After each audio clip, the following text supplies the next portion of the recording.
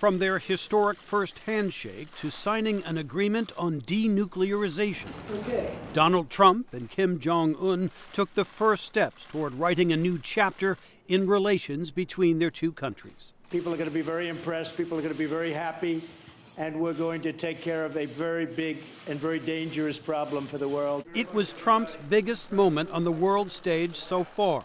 He told VOA contributor Greta Van Susteren it's an opportunity he was eager to seize. We got along really well. We had a great chemistry. You understand how I feel about chemistry. It's very important. I mean, I know people where there is no chemistry. No matter what you do, you just don't have it.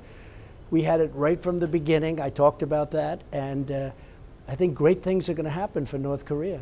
While North Korea vowed to work toward denuclearization, the U.S. offered unspecified security guarantees and a halt to military exercises with South Korea. To some, it was a summit heavy on symbolism but light on substance, says analyst Kyle Ferrier. For both sides, this was really just a matter of a meet and greet, them getting to know each other, and sort of paving the way for them to hold future talks. The summit with North Korea followed a divisive G7 summit in Canada, where Trump and Canadian Prime Minister Justin Trudeau crossed swords over trade and tariffs, and Trudeau vowed retaliation. Because Canadians were polite, were reasonable, but we also will not be pushed around. Trump's at times aggressive and unpredictable actions on the world stage have their roots in the campaign promises he made to his supporters, says Ferrier. I think a lot of what Trump is doing is in foreign policy is being very disruptive, and that's part of what he ran on. He doesn't like the status quo, and a lot of this will appeal to Trump's base.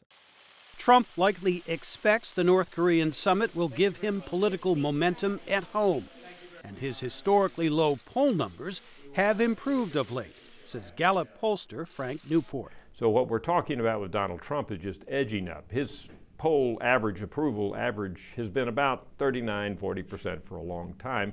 But in recent weeks, in our Gallup polling, it has edged up to 42%, and actually we had 1 week recently where it was 43%. Trump is expected to tout the summit as a major political achievement, but it remains unclear how much that might help Republicans as they face a difficult congressional midterm election in November, says John Fortier. I think the president is always the central person on the ballot in the midterms. Even though he's not technically on the ballot, he's the person the out party votes against. And we do have very strong opposition to Donald Trump on the Democratic side, and that's coming out in the enthusiasm, the turnout we see. It will now be up to Trump to frame his North Korea outreach as a success, even if questions remain about the substance of what was actually achieved in Singapore. Jim Malone, VOA News, Washington.